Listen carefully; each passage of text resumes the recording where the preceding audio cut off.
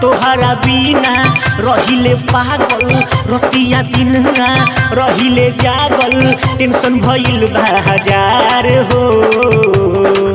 अच्छा एगो हम एगो तू चल मिलके कइल जाओ प्यार हो।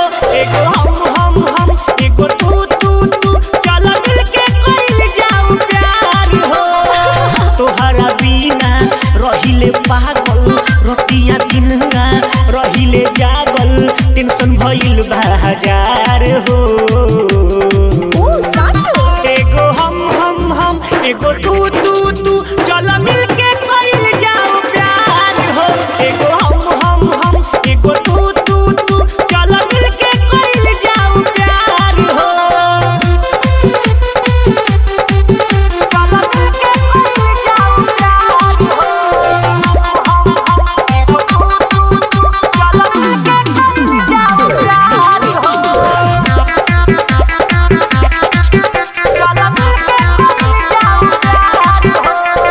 ढेर दिन पा मिलल बारू सुन हमर जान हो।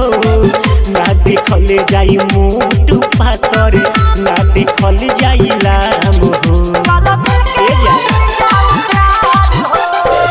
ढेर दिन पा मिलल बारू सुन हमर जान हो। ना देखल जाई मोट पातर ना देखल जाई लाम हो। भले केहू कुछो कही भले केहू कुछो कही तू हमर हम तुहार हो। एगो हम एगो तू चल मिलके कइल जाओ प्यार हो। एगो हम एगो तू चल मिलके कइल जाओ प्यार हो।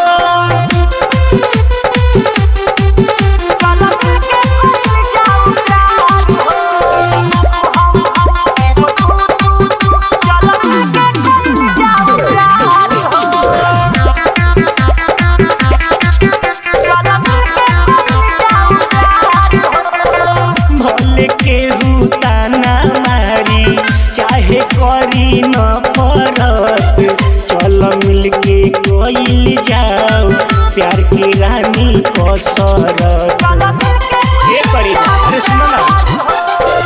भले केहू ताना मारी चाहे करी न फरक चल मिलके कइल जाओ प्यार की रानी कसरत।